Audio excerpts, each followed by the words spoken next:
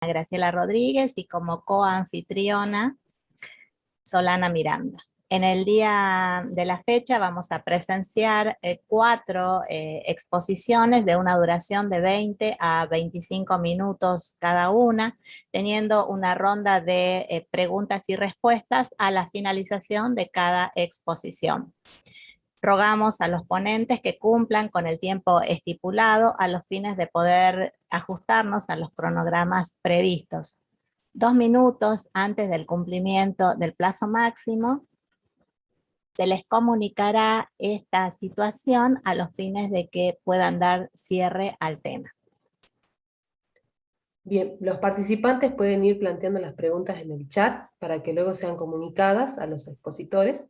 También informamos que a medida que se vayan desarrollando las ponencias, se expondrá en el chat el email del expositor a los fines de que puedan enviar las consultas en el caso que no se puedan leer todas las preguntas del chat. Seguidamente presentamos al primer trabajo, impacto de la modalidad Blended Learning en la calidad del proceso de aprendizaje de alumnos recursantes. Su autora es Angélica Elvira Astorga, vicedecana de la Facultad de Ciencias Económicas, Jurídicas y Sociales de la Universidad Nacional de Salta, magíster en enseñanzas de las matemáticas, responsable de la Cátedra de Matemática 1. Muchas gracias, doctora. La dejo muy bien para su exposición. Bueno, entonces comparto pantalla. Bien.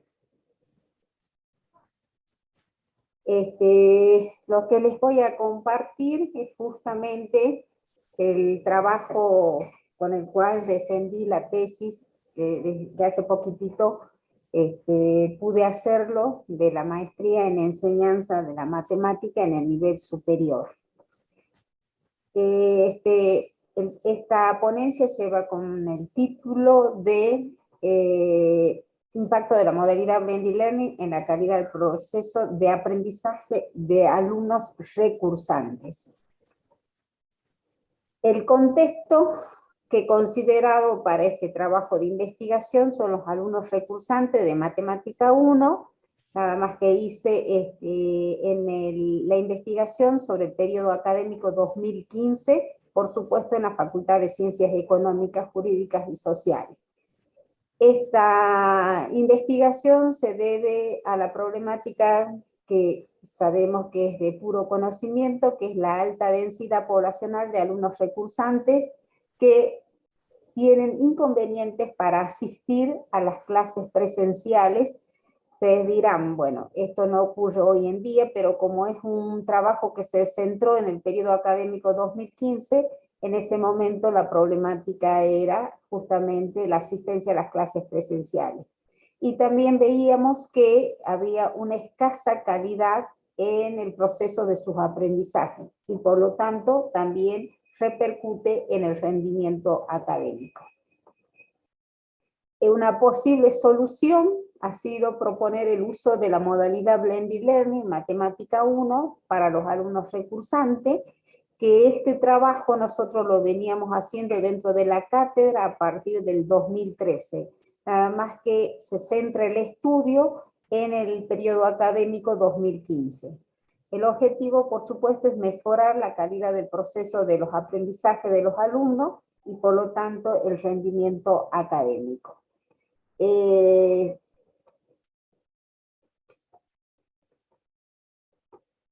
La hipótesis que me planteé yo en ese momento fue si la modalidad Blended Learning favorece la calidad del proceso de aprendizaje de los contenidos de Matemática 1 en los alumnos recursantes de la Facultad de Ciencias Económicas, Jurídicas y Sociales de la UNSA, en un contexto de superpoblación áurica y por ende mejora el rendimiento académico de los estudiantes. Tengamos en cuenta que nosotros trabajamos en una cátedra muy numerosa con alumnos ingresantes y recursantes, con la posibilidad de que a partir de una encuesta que se realizó a los alumnos, se pudo sondear si ellos querían estar, los alumnos recursantes, de manera conjunta en las comisiones con los alumnos ingresantes, o no, y lo cuales ellos contestaron en su mayoría que preferían ser trabajado con comisiones de alumnos exclusivamente recursantes. Para este caso consideramos como variable dependiente la calidad del proceso de aprendizaje de estudiantes recursantes y como variable independiente la modalidad Blended Learning.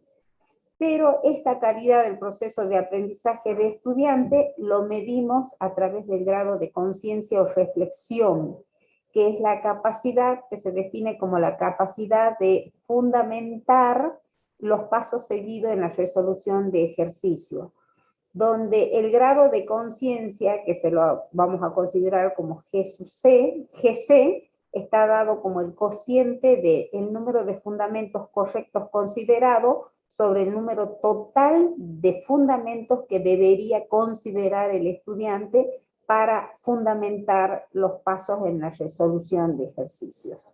Por supuesto, este índice varía entre 0 y 1.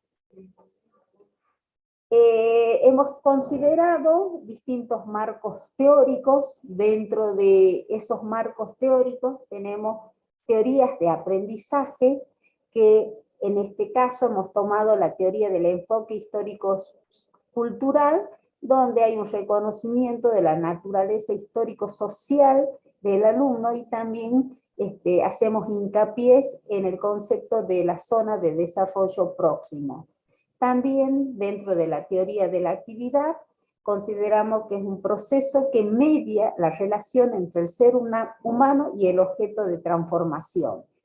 Y también otra de las teorías que consideramos como fundamentales para este trabajo es la teoría de la formación de las acciones mentales por etapa, donde acá es cómo la actividad externa llega a la actividad interna en la psique.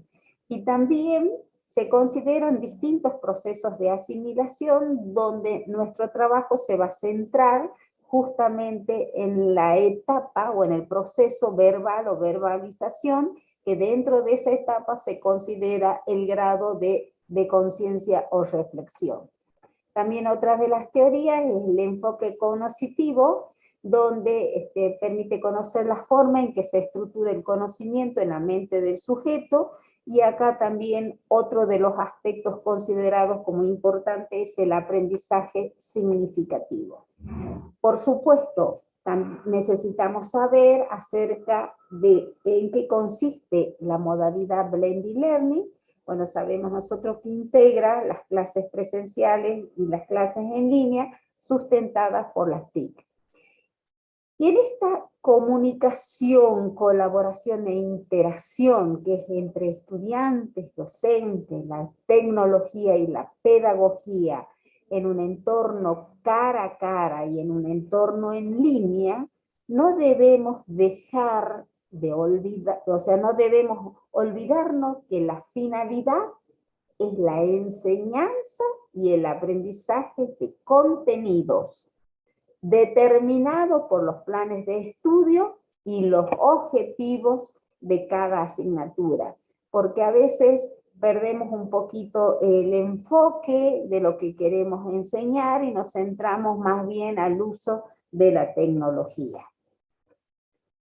También trabajamos sobre los entornos virtuales de aprendizaje, que en este caso usamos la plataforma, un curso virtual en la plataforma Moodle, y consideramos lo que propone Pérez Casale, Rojas Castro y Pulí, Echevarría, donde dice que la plataforma Moodle es un sistema de gestión de contenidos educativos. Por supuesto que tiene diversos usos, donde se puede combinar recursos educativos dentro de la misma plataforma. Promueve un esquema de enseñanza-aprendizaje colaborativo y es un complemento de uso muy útil para la enseñanza presencial. Por supuesto, el uso de entornos virtuales de aprendizaje también tiene ventajas y desventajas. Dentro de las ventajas es que fomenta la comunicación entre profesor y estudiante, hay una facilidad para el acceso de la información, permite el desarrollo de habilidades y competencias, y hay un fomento en realidad de la comunidad educativa. Pero también dentro de los problemas, y que nosotros lo hemos vivenciado, después hay mayor esfuerzo y dedicación por parte del profesor. También es importante que los alumnos participen, que se sientan motivados, porque muchas veces se da las clases y los alumnos tienen escasa participación.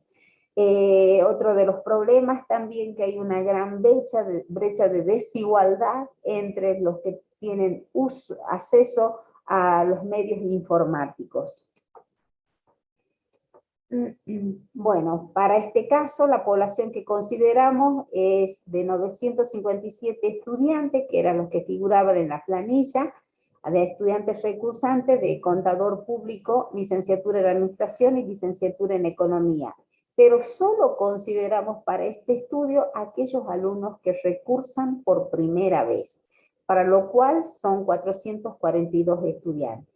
Consideramos un grupo control que está formado por 52 estudiantes, que son aquellos alumnos que solo cursaron con la modalidad presencial, dado que la modalidad Blended Learning le ofrecíamos como una alternativa para complementar la presencialidad. Por lo tanto, el grupo de intervención está formado por los 390 estudiantes. Los instrumentos que utilizamos fueron observaciones de ejercicios solo del primer parcial, porque consideramos que los alumnos, la mayoría de los alumnos realizan el primer parcial, y que quizás por diversos motivos después dejan de cursar la materia. Entonces, también hemos considerado otro de los instrumentos, la planilla de relevamiento en el aula virtual, planillas de asistencia, encuestas de opinión, y un software estadístico, el SPSS. Dentro de las metodologías que consideramos, hemos usado tanto el paradigma constructivista como el de la teoría crítica. Consideramos que es un diseño cuasi experimental, mixto, porque combina metodología de la investigación cuantitativa con la cualitativa, dado que acá necesitamos información sobre la calidad del proceso de aprendizaje, al analizar el grado de conciencia o reflexión. En esta investigación nosotros centramos el análisis en alrededor de 3 ejes. Primero, hicimos una comparación del grado de conciencia o reflexión tanto en el grupo de control y en el grupo de intervención. Después hemos determinado qué aspectos de la modalidad Blended Learning tienen mayor incidencia con el grado de conciencia o reflexión. Y después hemos considerado las percepciones de los estudiantes sobre aspectos relacionados con los recursos utilizados en el aula virtual en la plataforma. Para el primer caso, para hacer la comparación del grado de conciencia o reflexión, tanto en el grupo de control como de intervención, como ya dije anteriormente, tomamos solamente el primer parcial, para los cuales consideramos los ejercicios que se proponen para el primer parcial, que tienen actividades y problemas con diferente grado de dificultad. La dimensión que vamos a considerar, así que hemos considerado, mejor dicho, es el grado de conciencia o reflexión. Y el indicador lo consideramos como muy alto, alto, medio, bajo, muy bajo, y allí están los valores o rango para cada uno de estos indicadores. Y en base a esto, acá podemos ver en este gráfico que el grupo control está dado, en este gráfico está dado de color azul, y el grupo intervención con color naranjita. Y podemos ver que prevalece el indicador tanto bajo como muy bajo y medio para el grupo control, del grado de conciencia, por supuesto, reflexión. Mientras que podemos ver que para el grupo de intervención podemos observar que tenemos el grado de conciencia como alto y muy alto. Esto también, otra forma de visualizar esto mismo es a través de el gráfico de caja, que podemos observar que para el grupo de intervención el grado de reflexión se encuentra aproximadamente desde el grado medio hacia abajo, mientras que para el grupo control se da del grado desde bajo a muy bajo. En este caso hemos aplicado la técnica estadística de chi cuadrado que hemos hecho para cada uno de estos niveles del grado de conciencia, tanto para el grupo de intervención como para el grupo de control, las frecuencias observadas esperadas, porque esta técnica trabaja con lo observado y también con las frecuencias esperadas. Entonces, nosotros consideramos, hemos calculado el chi cuadrado, que hay una fórmula por el cual podemos calcular, y de los datos observados nos da que vale 16,64. Y consideramos nosotros un nivel de significancia de 0,05. Y encontramos justamente que el valor de chi cuadrado calculado, antes me había olvidado de especificar que para esta técnica nosotros tenemos que proponer una hipótesis nula, que es negamos la hipótesis dada, y la hipótesis alternativa donde afirmamos la hipótesis propuesta. Entonces, existe una tabla que de acuerdo al nivel, al grado de libertad, donde este grado de libertad se define como el producto entre los niveles que nosotros estamos considerando acá, que son 5 menos 1, por la cantidad de grupos que estamos considerando, que es tanto el grupo de intervención como para el grupo control, que son 2, que me da 4. Nosotros buscamos de alguna manera el valor crítico en esa tabla para el grado de libertad 4, y nos dice que el valor crítico es 14,86. Y bueno, nosotros lo que queremos ver a través de esta técnica es si existe una relación entre las variables consideradas, o sea, la variable dependiente e independiente. Y podemos ver que el chi cuadrado calculado es mayor que el valor chi cuadrado crítico. Y esto nos indica, según esta teoría, que hay una asociación entre las variables dependiente e independiente. Entonces, quiere decir que en este caso se estaría cumpliendo la hipótesis alternativa, o sea, podemos afirmar que la modalidad Blended Learning sí favorece la calidad del proceso de aprendizaje de los contenidos de Matemática 1 en los alumnos recursantes de la Facultad de Ciencias Económicas, en este contexto de superpoblación. Ahora, si nos centramos en el segundo eje que queríamos ver qué aspectos de la modalidad Blended Learning tiene mayor incidencia en este grado de conciencia, para lo cual usamos la regresión logística multinomial. ¿Qué indicador hemos considerado para la modalidad Blended Learning? Bueno, la carrera elegida, a ver si influía o no por ser de una carrera determinada. Si el alumno trabajaba o no.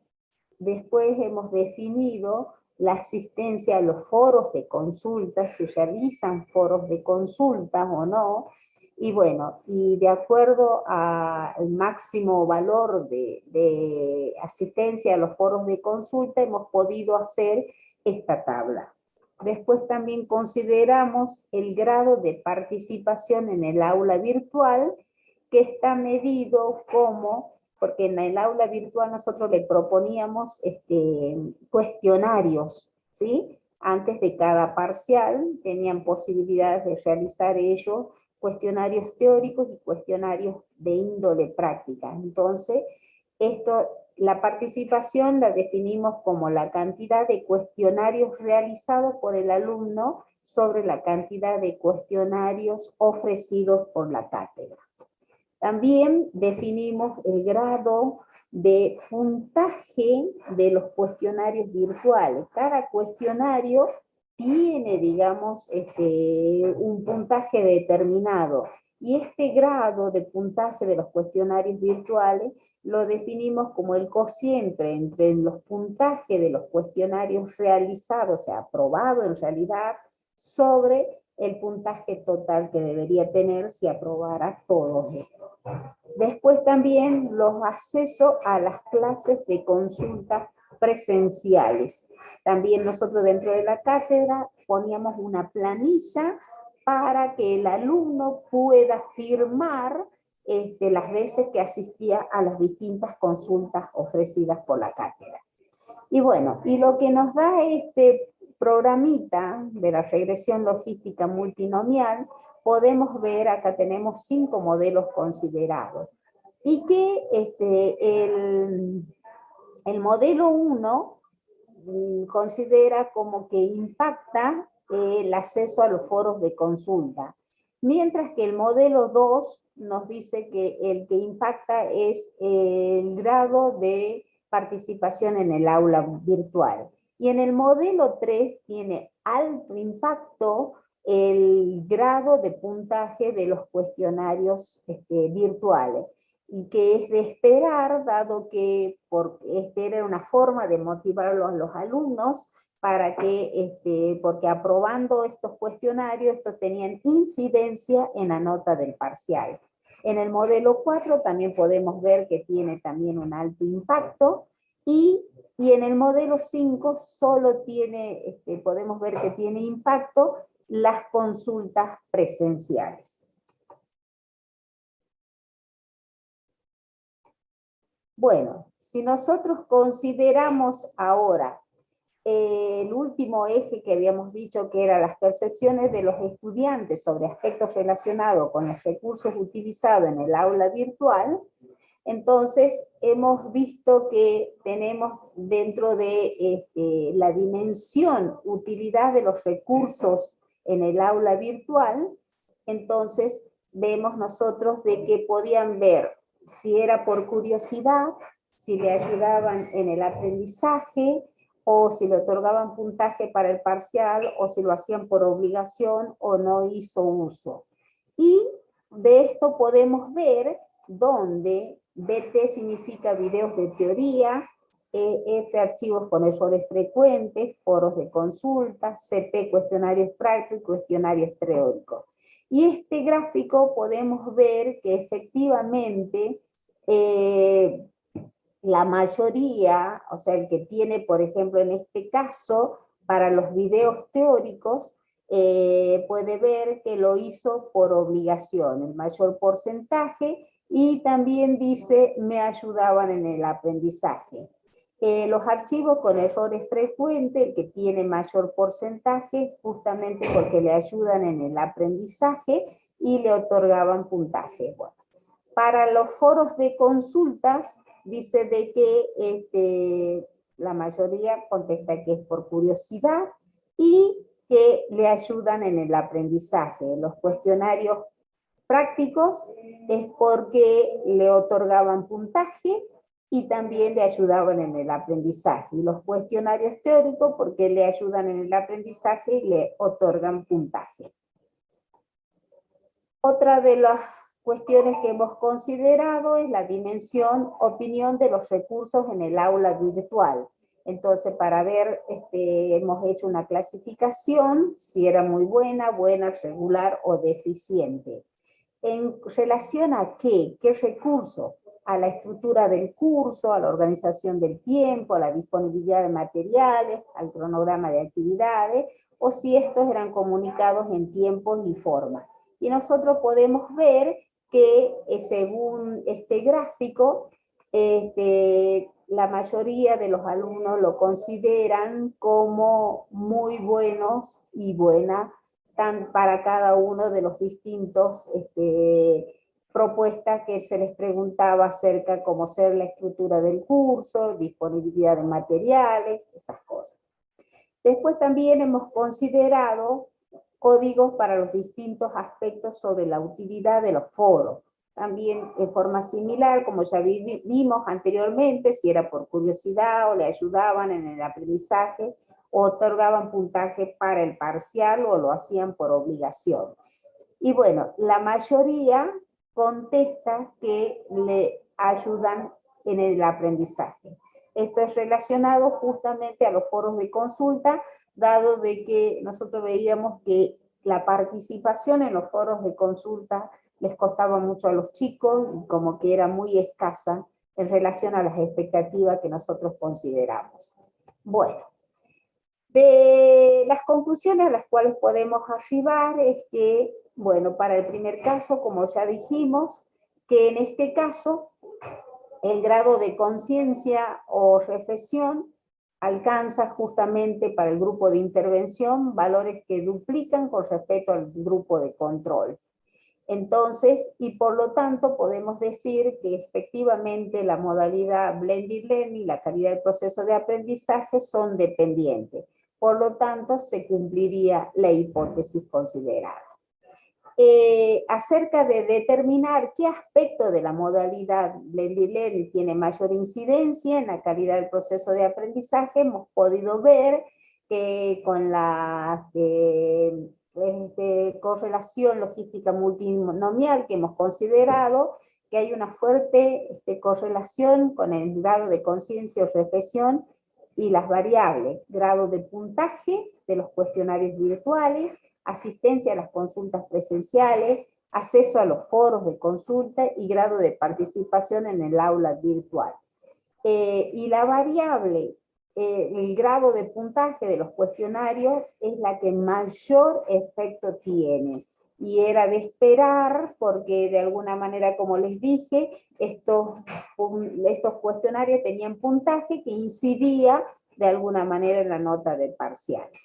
Bueno, sobre las percepciones de los alumnos podemos ver que en algunos encontramos elementos que dificultan, como ser, en este caso para matemática, el editor de ecuaciones, y que ellos consideraban que no manejaban el editor de ecuaciones y les requería mucho esfuerzo y tiempo para digitalizar una consulta virtual en contraposición con la consulta en instancias presenciales. Pero en esta modalidad se favorece el aprendizaje de los alumnos porque combina las ventajas de enseñanza. Hay una flexibilidad en el espacio temporal, acceso a recursos en cada momento, y bueno, y que de alguna manera ayuda mucho y se complementa con la enseñanza presencial.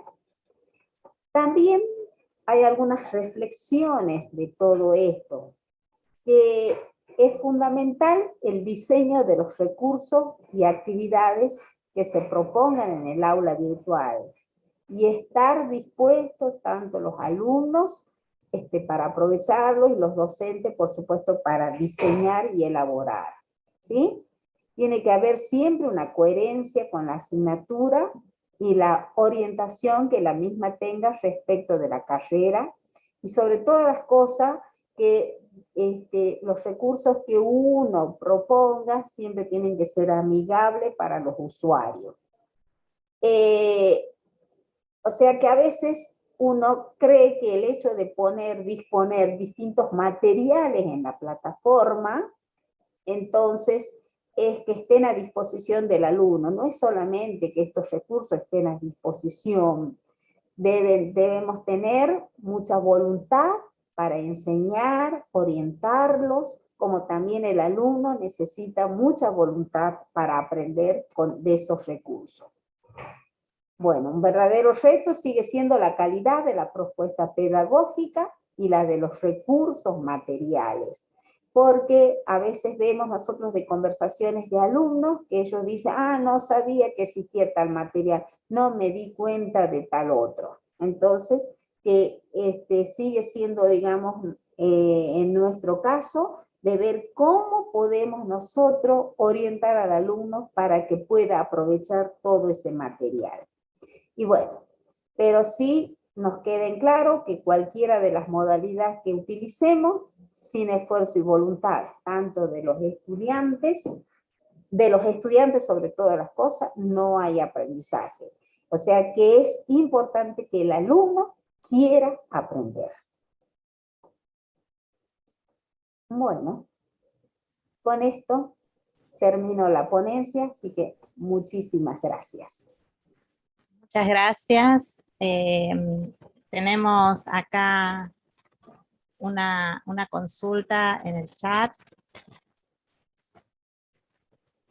que dice que ¿cuál fue el tiempo que le llevó recolectar toda la información por encuestas? Bueno, yo les cuento que más o menos este trabajo nosotros lo comenzamos, o sea, el uso de la plataforma Moodle lo hemos empezado en el 2013.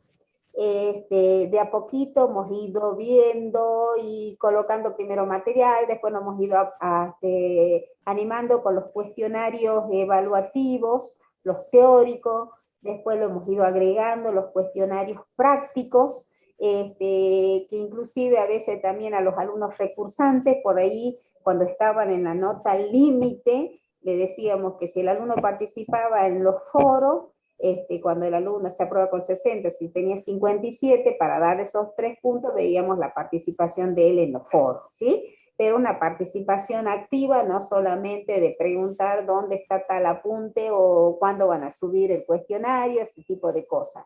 Entonces, yo hice en el 2017, me centré en todo el estudio, que, bueno, muchos de los docentes de la cátedra y en particular Enzo y Jorge Nina son los que me ayudaron a recolectar la información que tenía, porque era de buscar toda la información de cada uno de los alumnos para ver cómo habían participado. Bueno, yo en el 2017 recién presento esta tesis de maestría, o sea que me llevó 2015, 2016 y parte del 2017.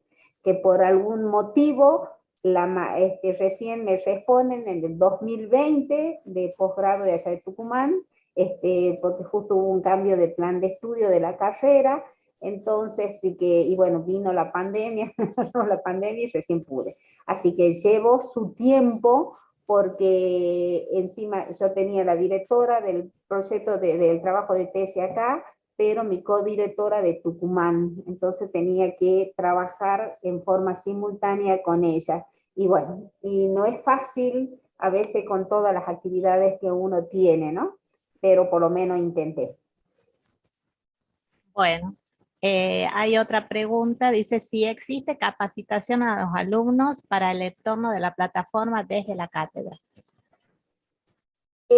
Nosotros de alguna forma le hemos subido, inclusive trabajamos mucho con en forma muy a codo con el ingreso. Y en el ingreso ya se le pone, digamos, cómo trabajar el editor de ecuaciones. Que bueno, que por allí hemos sufrido de que nos han sido, digamos, nos han ido cambiando los editores de ecuaciones, se ha ido muy caro, nosotros teníamos un editor, el Wiri, que era muy amigable, y que bueno, y después todo estaba tasado en dólares, y se fue muy caro para poder pagar ese editor, así que quedamos con uno, y bueno, y no resulta tan amigable. Sí proponemos nosotros mínimamente un archivo donde cómo usar, pero bueno, tratamos en lo posible de que todos conozcan, ¿sí? Muchísimas gracias por la exposición, Elvira, excelente. Y bueno, ahora seguimos entonces con el segundo trabajo, que es hacia la autorregulación de los alumnos recursantes de Matemática 1 con el uso del aula virtual. Los autores son Angélica Elvira Astorga, nuestra recién expositora, vicedecana de la Facultad de Ciencias Económicas, Jurídicas y Sociales de la Universidad Nacional de Salta, magíster en enseñanza de la matemática, responsable de la Cátedra de Matemática 1, Enzo Leonardo Álvarez, contador público nacional, profesor en Ciencias Económicas, docente de Matemática 1 y coordinador del ciclo de ingreso universitario de la Facultad de Ciencias Económicas, Jurídicas y Sociales de la UNSA. Paola Guardati, profesora en Ciencias de la Educación, coordinadora del Servicio de Apoyo Educativo de la Facultad y profesora en el Profesorado de Ciencias Económicas y Jurídicas que se dicta en nuestra facultad de la Universidad Nacional de Salta. Queda para ustedes la exposición. Bueno. Enzo, yo comparto entonces la pantalla. Sí, por favor. Bueno. Muchísimas gracias, Viviana, por la presentación. Bueno, en nuestro caso vamos a presentar un trabajo que lo titulamos Hacia la autorregulación de los alumnos recursantes de Matemática 1 con el uso del aula virtual, y lo preparamos junto a las profesoras Angélica Astorga y Paola Guardati. Este trabajo de investigación está contextualizado en un proyecto de investigación del CIUNSA, es el proyecto número 2533, el cual busca indagar sobre las formas en que buscamos favorecer el desarrollo de las competencias de autorregulación en el aprendizaje en los alumnos recursantes de Matemática 1, y delimitamos el estudio al nuestro periodo 2019-2021. Surge también por una inquietud que tenemos los docentes de la cátedra sobre el desempeño que tienen los estudiantes, y en particular trabajamos con este grupo porque son estudiantes que tienen por ahí ya una experiencia de cursado dentro de la universidad, por ser alumnos recursantes, entonces tienen otra visión. A modo de marco teórico utilizamos en primer lugar la teoría de Gil, Guerrero y Blanco, quienes nos indican que es necesario el estudio de la influencia de los factores afectivos y emocionales en el aprendizaje matemático, que por ahí es un aspecto que muchas veces no lo tenemos muy presente al momento de dar clases, en particular teniendo en cuenta la masividad de estudiantes que tiene la materia Matemática 1, donde tenemos alrededor de 800 alumnos recursantes frecuentemente. También tomamos como marco teórico a Zavala, quien nos dice acá, refiere que para potenciar a los alumnos se debe darles oportunidades de participar cada vez más en la resolución de actividades, en lugar de lograr que sean simples receptores de la información. Con esto nos referimos a que no se centren en estudiar solamente la teoría, sino que le pongan cierto aspecto práctico, lo contextualicen en algún desarrollo de la práctica, de manera que puedan llevarlo a algo propio de la profesión en la cual se están formando. Y finalmente, Pintrich, quien él se enfoca en la autorregulación como un proceso de aprendizaje. Y justamente esta teoría de la autorregulación refiere a todo un proceso en el cual es el estudiante el cual va a ser el protagonista.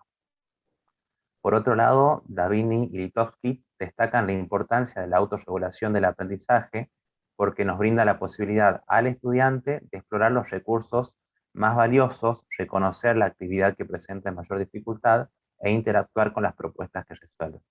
Esto refuerza aún más esta teoría de que son los estudiantes los que tienen que cobrar el rol protagónico en ese proceso de autoaprendizaje, de autorreflexión y de autorregulación, y son ellos los que en primer lugar tendrían que hacer este proceso que nos propone Zimmerman, que es un proceso muy similar a lo que nosotros conocemos como un proceso administrativo o como un ciclo de Deming, que siempre tiene como propósito la mejora continua. Zimmerman nos propone que la autorregulación sea un proceso que tiene tres fases. Una primera fase que es la fase de planificación, donde es el alumno quien analiza la tarea, valora su capacidad para realizar con éxito y establece sus metas y planifica. Una actividad que sabemos que frecuentemente no la realizan, pero que forma parte de este proceso de autorregulación, y nosotros con este estudio buscamos ver si las estrategias que implementamos favorecieron esa fase de planificación. Luego de la planificación continúa la ejecución, que es la fase en la que se realiza efectivamente las actividades que planificaron, y finalmente tenemos una fase de autorreflexión, que viene a ser algo similar a una fase de control, donde el alumno valora su trabajo y trata de explicarse las razones de los resultados obtenidos. Es decir, que hay un proceso de introspección en donde el estudiante de cierta manera compara lo planificado con los resultados de lo ejecutado. Este estudio se centra en indagar el cumplimiento o no de estas tres fases, dado que consideramos que estos aspectos deben estar presentes en el proceso de aprendizaje autorregulado. Como metodología de investigación, nosotros utilizamos dos técnicas, una es la encuesta y la otra es la investigación documental. Todo esto con la intención de determinar si existe el desarrollo de competencias de autorregulación del aprendizaje, para luego determinar las actividades que se van a poner en práctica para lograrlas, tanto por parte de los estudiantes como por parte de nosotros como equipo de cátedra para favorecer esas prácticas.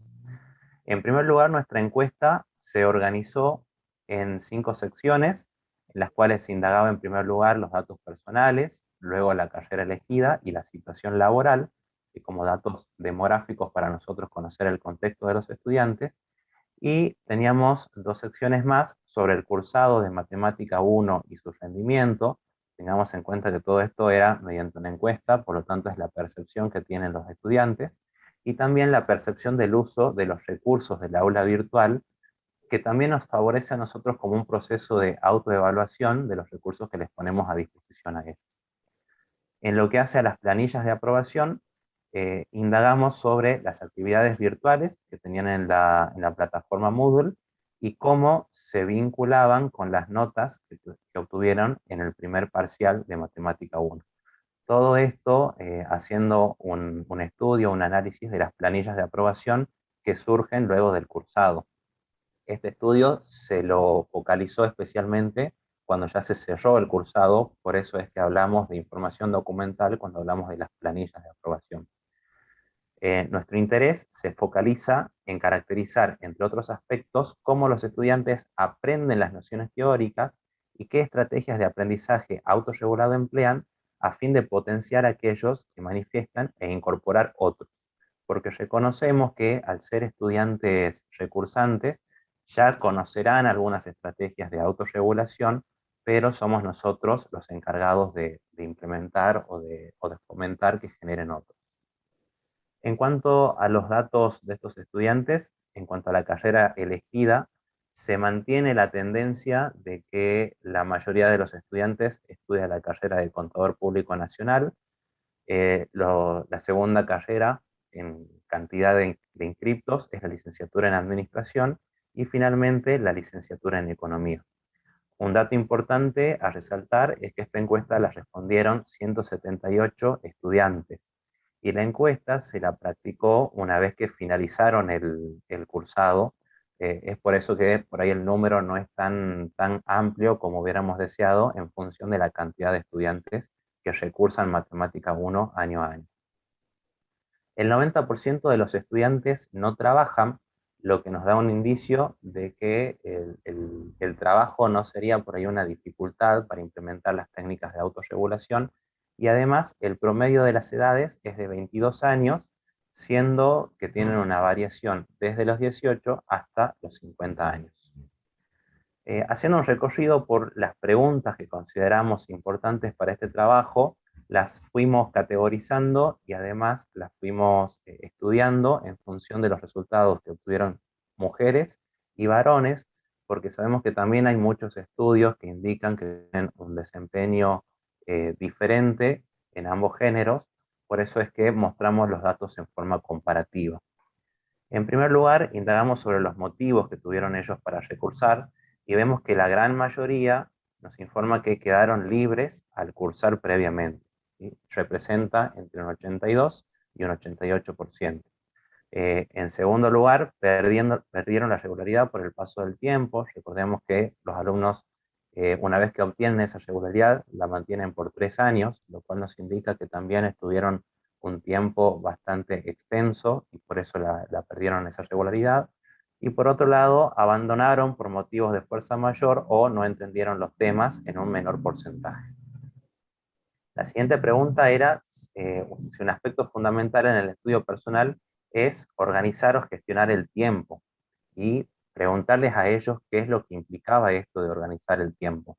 Y vemos que la gran mayoría, tanto en mujeres como en varones, nos indicaron que era importante hacer horarios personales que incluyan tiempo de estudio diario, preparación de exámenes, de trabajo y también el tiempo de ocio. Para esto, nosotros, desde la cátedra y también desde el Servicio de Apoyo Educativo, se les proponía el uso de un horario, que ellos mismos indiquen cuáles podrían ser sus horarios, su cronograma de trabajo también, y desde la cátedra, desde principio de año, siempre ponemos a disposición todo el cronograma de trabajo que van a tener durante el año.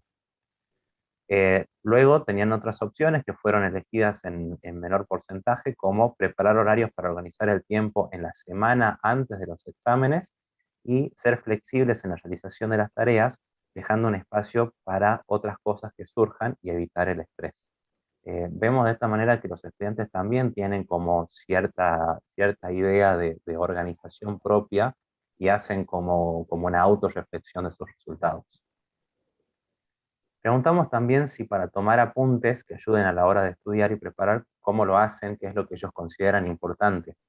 Y vemos que, por un lado, consideraban importante anotar los aspectos más importantes y complementarlos en casa con la información de los libros o el aula virtual, en el caso de las mujeres, mientras que en el caso de los varones tenían preferencia por intentar recoger literalmente todo lo que dice el profesor. Y en un porcentaje menor, fotocopiar los apuntes o la carpeta de un estudiante que lleva bien la materia, lo cual, bueno, también lo valoramos como un aspecto favorable que sea un porcentaje reducido, porque sabemos que no es lo mismo tomar los propios apuntes a considerar los apuntes de otra persona. También preguntamos qué consideran ellos importantes para aprender matemática, y tomaba mayor importancia conocer la mecánica de realización de los ejercicios, estudiar la teoría y luego resolver los ejercicios aplicándola. Y en un menor porcentaje, memorizar las fórmulas y seguirlas al pie de la letra, lo cual también resulta satisfactorio para nosotros que tenga un porcentaje menor, en particular porque tenemos muchísimas fórmulas en el estudio de la matemática y memorizarla, por un lado, no es la mejor práctica, y por otro lado resulta muy dificultoso. Continuando, nos dice, para aprender y estudiar la materia es importante memorizar de forma comprensiva, lo que implica, y vemos que acá se destaca en más de un 50%, relacionar la nueva información con los conocimientos que ya se poseen, buscando conexiones entre ellos. Y esto nos resulta muy favorable y muy beneficioso a nosotros, porque la materia matemática 1 está organizada en forma helicoidal, lo que implica que los contenidos son sumativos uno a otro, es decir, que se van acumulando. También nos dicen por acá, reescribir los contenidos para aprenderlo y, en menor porcentaje, repetir los nuevos contenidos una y otra vez hasta saberlos de memoria. Continuando, nos pregunta, cuando estudia, si busca ayuda ante una dificultad, lo cual implica, y vemos que una gran mayoría nos dice, una manera constructiva y muy importante de resolver problemas cuando uno solo no puede. Lo que nos parece muy importante tenerlo en cuenta como esta idea de que hagan un trabajo en grupo, un trabajo en equipo, que formen sus propios equipos de trabajo, lo cual sabemos que ahora en contexto de pandemia no fue posible, pero sí es importante que ellos lo destaquen. En el caso de los varones, se agrega además que lo consideran una estrategia útil para evitar un potencial fracaso, es decir, que tienen por ahí como mayor preeminencia por formar los equipos de trabajo. Mientras que en el caso de las mujeres, tienen como segunda opción ir a una tutoría, sacar un libro de la biblioteca o, de ser necesario, pagar un profesor particular si realmente lo consideran relevante.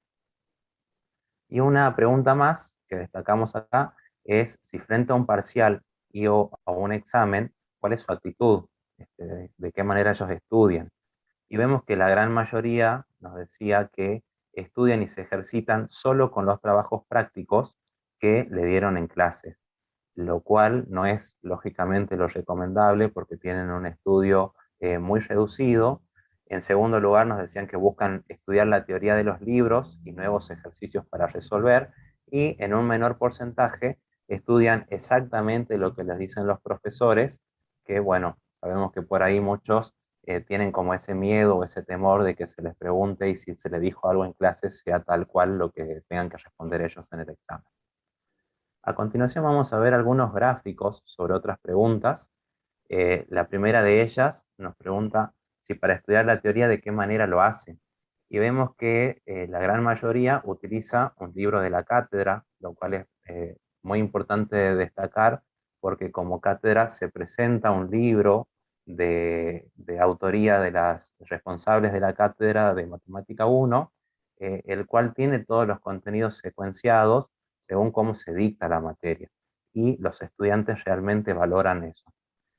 Por otro lado, las mujeres tienen preeminencia por los videos de internet, mientras que los hombres buscan los links sugeridos por la cátedra, que muchas veces se los sugerimos en los foros, y en un menor porcentaje utilizan libros de otros autores.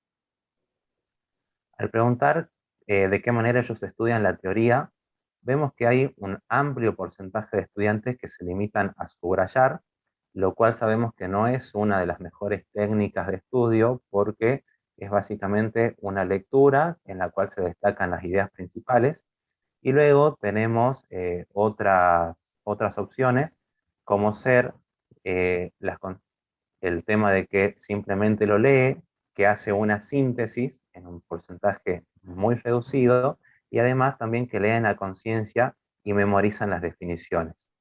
Y hay algunos estudiantes que también nos indicaron que no les gusta estudiar la teoría en un porcentaje menor.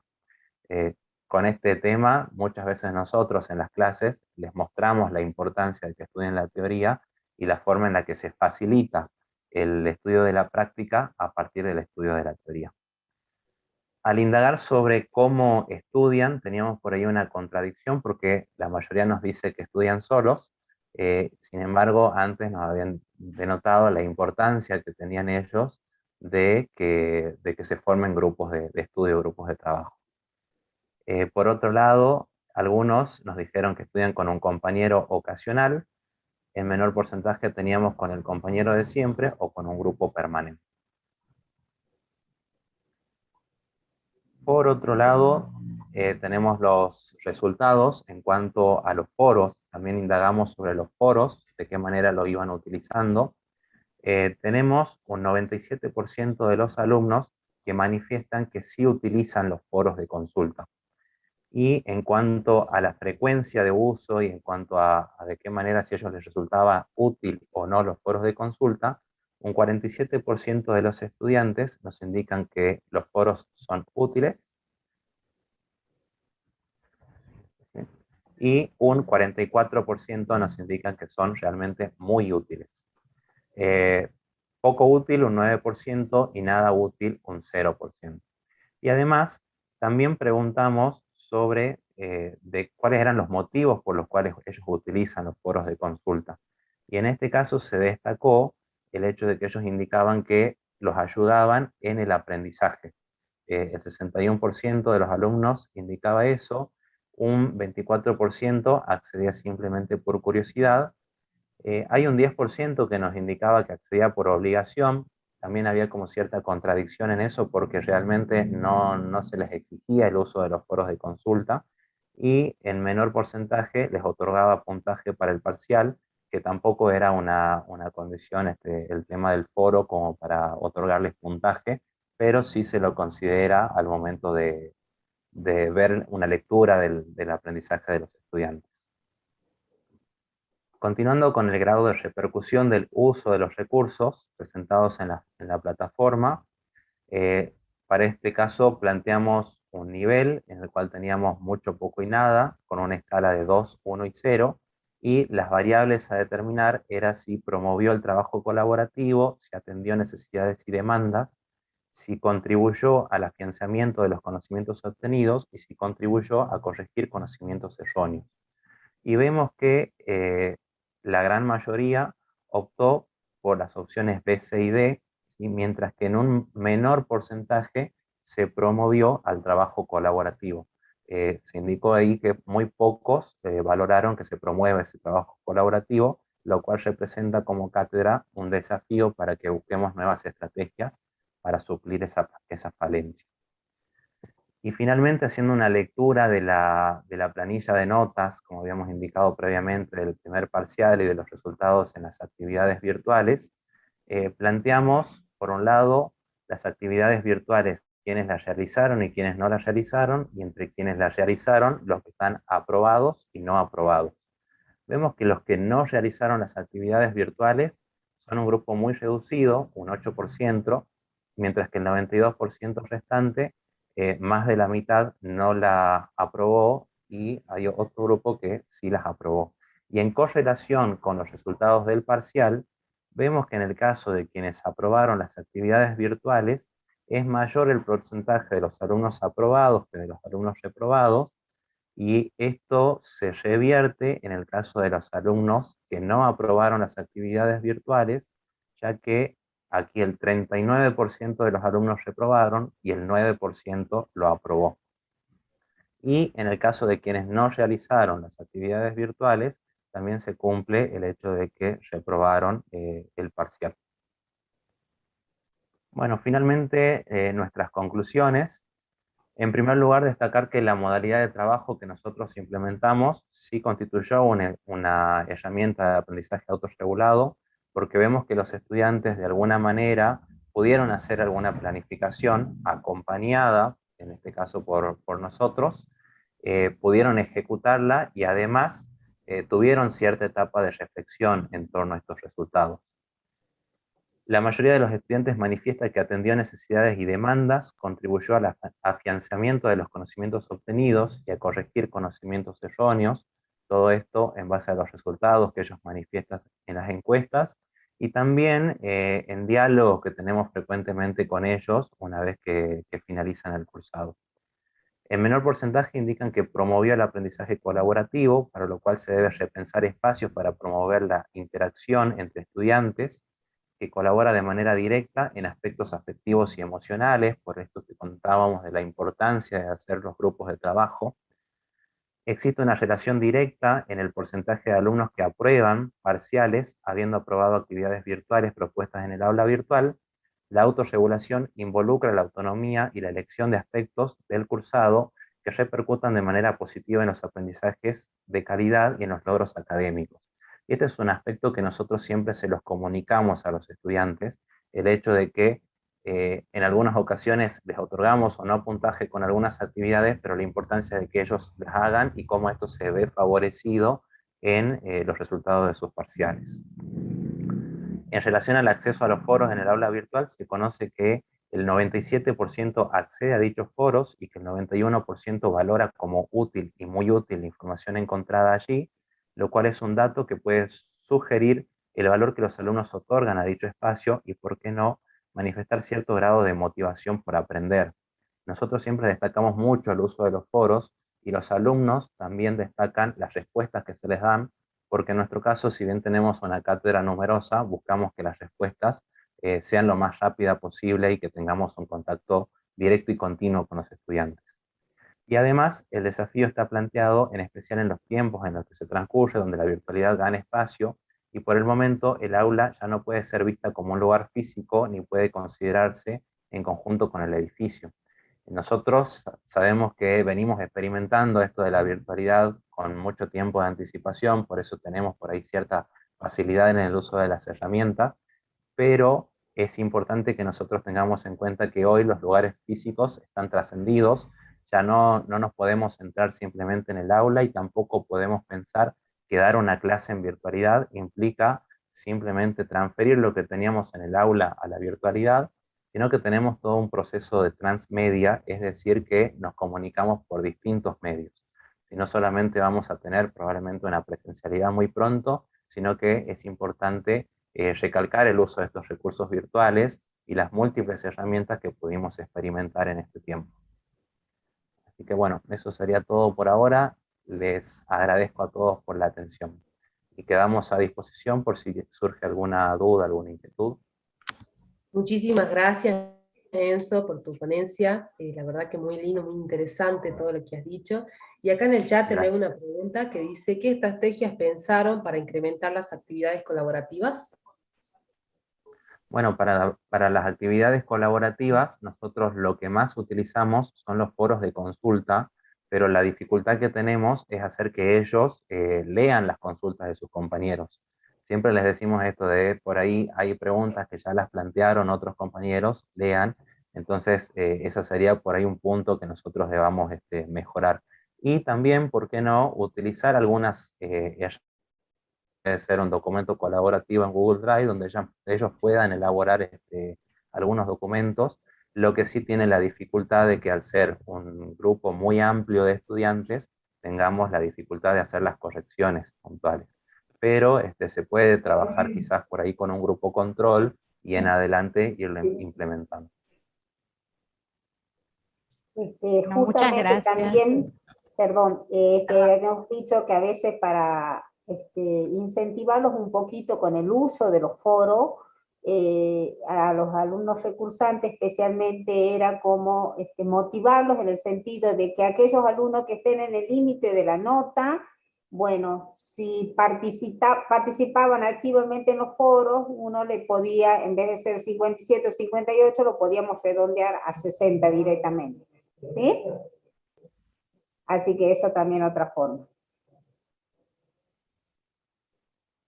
Bueno, ¿alguna otra pregunta?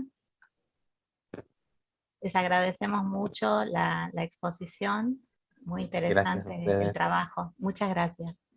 Muchísimas gracias. Bueno, vamos con el siguiente grupo, el tercer grupo de trabajo. Son, tenemos análisis de rendimiento de los alumnos en exámenes finales de auditoría.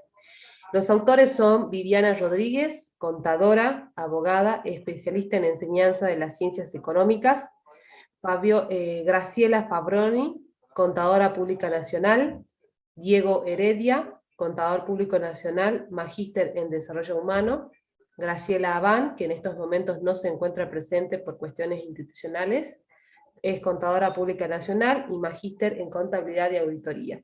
Todos son docentes de la Cátedra de Auditoría de la Facultad de Ciencias Económicas, Jurídicas Sociales de la UNIS. Muy bien, ya pueden comenzar.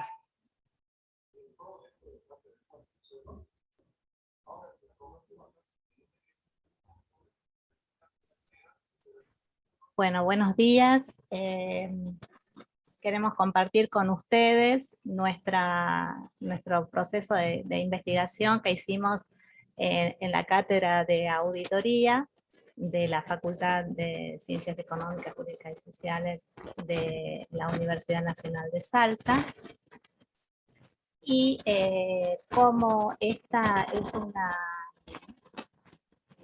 investigación incipiente, hemos presentado en póster este trabajo que está titulado Análisis de rendimiento de los alumnos en exámenes finales de auditoría. Viviana, perdón que te interrumpa, pero hay una distorsión en el audio, no, me parece que es el tuyo, porque no veo más nadie prendido el micrófono. No sé si podés, a ver, ahora. A ver, hola. Ahora sí, ahora sí. ¿Sí? ¿Se escucha? Bueno, capaz que hay mala conexión. Este trabajo, lo que le estamos presentando en este póster científico, trata de una investigación realizada desde la cátedra de un trabajo de autoevaluación que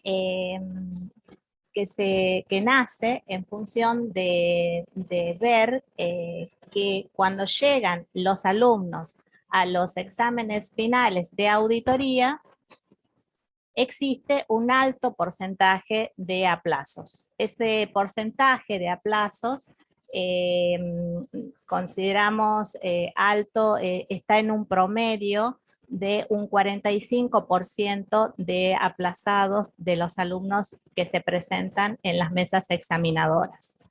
Por lo tanto, nosotros iniciamos esta investigación como un proceso crítico de autoevaluación en la cátedra, habiendo considerado como periodo de investigación los periodos académicos comprendidos entre el 2017 y 2021. Este proceso también de autoevaluación se realiza primero porque nosotros consideramos que la materia auditoría es el último eslabón dentro de los temas que se ven en la currícula, de temas de contabilidad y auditoría, y por lo tanto es una materia integradora, pero no solamente de temas contables y de conocimientos de doctrina, sino también de otros temas relacionados con organización de empresa, normativa impositiva, previsional, otras ramas del derecho, como ser, por ejemplo, derecho societario, derecho laboral, derecho concursal, entre otros. Por lo tanto, nosotros pensamos que se deben enseñar esta materia con una visión integradora intercátedra, de tal manera de que los nuevos conocimientos de los alumnos se vayan integrando con los conocimientos que ya obtuvieron en otras cátedras. Pero como también vemos que hay una cuestión de distancia entre las últimas materias que ven contabilidad u organización, lo que también pensamos es en realizar talleres. Nosotros ya hemos realizado con éxito algunos talleres, pero ¿qué pasa? Se sigue viendo esta cantidad de aplazos en los exámenes finales. Por lo tanto, como también este proceso de autoevaluación se vio acompañado del proceso de autoevaluación que se realizó a la carrera de Contador Público Nacional por parte de la CONEAU.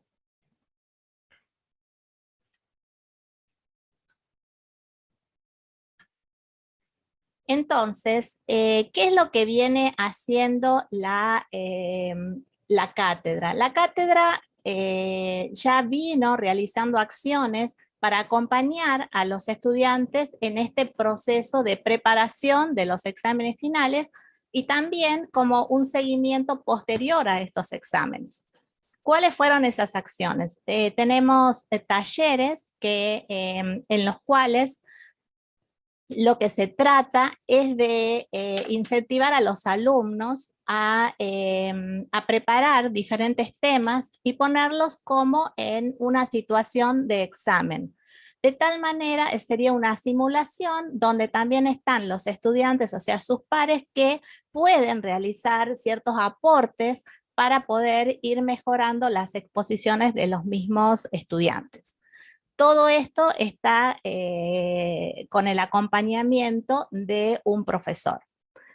También tenemos seminarios que son de temas específicos, como por ejemplo algunos componentes, también sobre informes, sobre certificaciones, donde se va profundizando y yendo a una parte más práctica y diferente de los tiempos que se siguen en el proceso del cursado.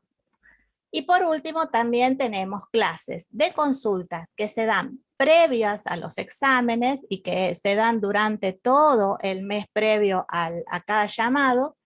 Y también se dan clases de consulta posteriores. En las clases de consultas posteriores se les indican a los alumnos bibliografía, se les da recomendaciones, se les sacan todas las dudas de esa situación de examen que tuvo en ese final en que le fue mal, no pudo aprobar la materia. Entonces, pero con todo esto, igual y aparte ahora con la pandemia, también usamos bastante la plataforma Moodle de la facultad, y ahí quedan las clases, tanto las clases teóricas como las clases prácticas, para que ellos puedan volver a escuchar esas clases todo el tiempo que quieran, aparte bibliografía, artículos, algunos videos específicos para ellos. Y con todas estas acciones vemos que de todas formas siguen habiendo altos aplazos.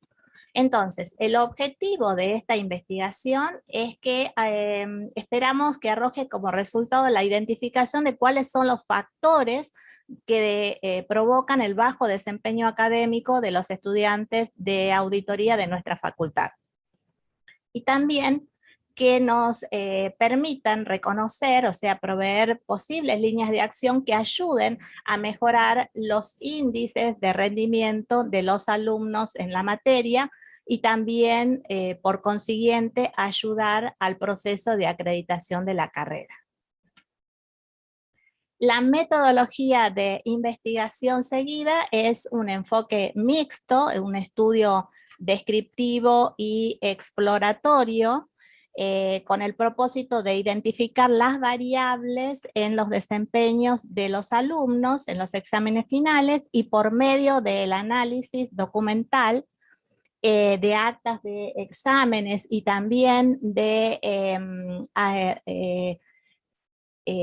escritos de los mismos investigadores, de las personas que conformamos las mesas de exámenes, donde se hace seguimientos a los alumnos, de tal forma de que se identifica cuál es el tema que le dio alguna dificultad, si es que después asiste a la clase de consulta posterior, si se lo pudo ayudar a superar ese tema y cómo es el desempeño de ese alumno en siguientes exámenes finales. Y también queremos con esto identificar los problemas detectados y las respuestas de los cuestionarios que se realizan a los alumnos que han sido aplazados en el periodo académico que ya se ha adelantado. Entonces, para ello, efectuamos análisis documental de actas de exámenes, la anotación de los docentes, el análisis de casos a partir de la identificación de los problemas y los cuestionarios a los estudiantes. Diego. Bien, buen día. Entonces, ahora nos vamos a referir principalmente a las distintas causas que nosotros a priori nos parece que tienen que ver o que de alguna manera determinan los aplazos de los estudiantes. Nosotros identificamos 4 posibles causas. Una es el déficit del estudio, esto tendría que ver con el estudiante. Pensamos que también puede influenciar la falta de conocimientos previos, esto tiene que ver básicamente con la institución educativa. La falta de conocimientos prácticos, esto tiene que ver tanto principalmente con la institución educativa, pero también con la cátedra, y podría tener que ver también con la situación personal del estudiante. Y una cuarta causa que tiene que ver con la situación del examen final de auditoría, y esto tiene que ver solamente o fundamentalmente con la cátedra, ¿no es cierto? Entonces, recién en la filmina de la metodología decía que nuestra hipótesis de trabajo es que las causas del fracaso académico es multicausal y que está determinada por más de un factor seguramente en la mayoría de los casos. Nos parecen que estos son los 4 factores, pero lo que nosotros queremos identificar con la investigación es, aun cuando sea multicausal, qué peso relativo tienen estos factores en el fracaso, ¿cierto? Porque aun cuando haya más de una causa, puede haber algún factor que sea más determinante que otro. Eso por un lado, y por el otro lado, dentro de lo que sería cada uno de estos cada uno de estos grupos de causa, abrirla a su vez en los determinantes que componen esas cuatro causas. Bien. Esto lo vamos a trabajar fundamentalmente, recién en la metodología se indicó que una de las tareas que vamos a hacer es cuestionarios a los estudiantes. Esto lo vamos a trabajar precisamente en los cuestionarios. Por eso, ahora vamos a ver en la filmina siguiente la estructura general de los cuestionarios. ¿Vivi? Bien, no nos vamos a detener, el cuestionario es largo, pero simplemente vamos a ver la estructura general. Tiene dos partes del cuestionario, una parte de preguntas generales, en realidad tres, porque al final hay preguntas abiertas. La primera parte es corto, es la pregunta general, la primera para saber si la persona a la que se dirige el cuestionario tuvo o no tuvo aplazos en la asignatura, y si ya la aprobó. Estas preguntas son comunes a todos los estudiantes. Nosotros la base de datos va a ser las actas la cantidad de alumnos que surgen de las actas de los últimos 5 años de exámenes. Nosotros vamos a dirigir a todos la pregunta, y todos los alumnos van a responder estas dos preguntas. De la 3 en adelante solamente la van a responder aquellos alumnos que tuvieron por lo menos un aplazo. Entonces, aun cuando sea así, la pregunta 3 es una pregunta general, porque acá lo que queremos hacer es que a priori, antes de entrar a indagar con más detenimiento, los alumnos nos digan, según su percepción, cuál de las 4 causas que nosotros identificamos es la que le parece que tuvo más importancia en su fracaso académico, es decir, en su aplazo. Bien, y para eso le vamos a pedir que le asigne una escala de importancia del 1 al 10 a cada una de las causas. Eso después nos va a permitir agregar las respuestas y saber cuál de los factores es el más determinante. Entonces, con esa información nosotros tenemos la parte general del cuestionario. Y ahora sí pasamos a la parte específica, que es la más extensa. Nosotros acá lo que vamos a hacer es, a cada una de las 4 causas que nosotros a priori identificamos, la vamos a abrir en los factores que a su vez podrían incidir en esta causa. No lo vamos a leer ahora porque son muchos, simplemente estamos mostrando la metodología. Y en el cuestionario que tienen los estudiantes no le vamos a poner el título de la causa, sino que directamente ellos se van a encontrar con las preguntas. Y eso también nos va a permitir a nosotros contrastar lo que aquí se responde con la primera percepción que tuvieron ellos de cuál ha sido la causa o el determinante de su fracaso académico. Entonces, bueno, acá vamos pasando de a una, Vivi, la filmina. Simplemente lo que se muestran son las preguntas específicas, pero ya de cada una de esas 4 causas. Recién vimos de la falta de estudio, esta es la de conocimientos previos, pasamos. Después vienen las preguntas relacionadas con la falta de conocimientos prácticos.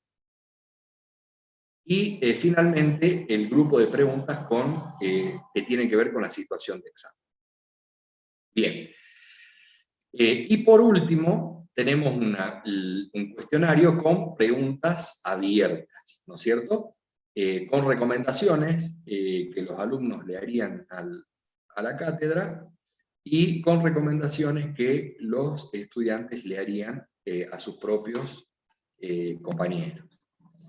Bien, esa sería la descripción del instrumento.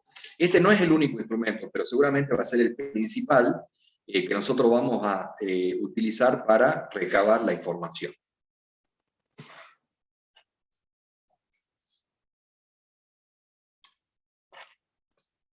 Bueno, Ahora vamos a ver, nosotros comenzamos a realizar el relevamiento de las preguntas. Tenemos algunos resultados de las encuestas que obtuvimos, pero en realidad lo que hicimos, vamos a presentar algunos de esos resultados, no de todas las preguntas que elaboramos. Por ejemplo, nosotros, para que ustedes puedan ver cuántos aplazos tuvo al rendir los exámenes finales de la asignatura de auditoría. De los estudiantes que contestaron, ustedes pueden observar que en un aplazo tuvo el 14,3% de los encuestados que respondieron. Luego tenemos que el 28,6% responde que no tuvo ningún aplazo, ¿no es cierto?, al rendir el examen final de la auditoría, pero si ustedes se fijan, hay un importante porcentaje entre de 2 a 4 aplazos y más de 5 aplazos, ¿sí? Tenemos acá quizás son casi el 60% que tiene más entre 2 y 5 aplazos considerablemente, ¿sí? En la próxima filmina vamos a ver también cuántas horas se dedican, la anterior, Vivi, creo que es la anterior, ahí. ¿Qué cantidad de tiempo entonces de estudio le dedicó a la asignatura? ¿Sí? Porque bien como presentó Viviana al principio, si bien es una materia integradora, no solamente los alumnos o los estudiantes tienen que estar repasando, ¿verdad?, la auditoría, sino también todos aquellos conceptos básicos contables, de matemática, de jurídicos, que se relacionan con cada uno de los procedimientos o con cada tema que se toca en la materia de auditoría.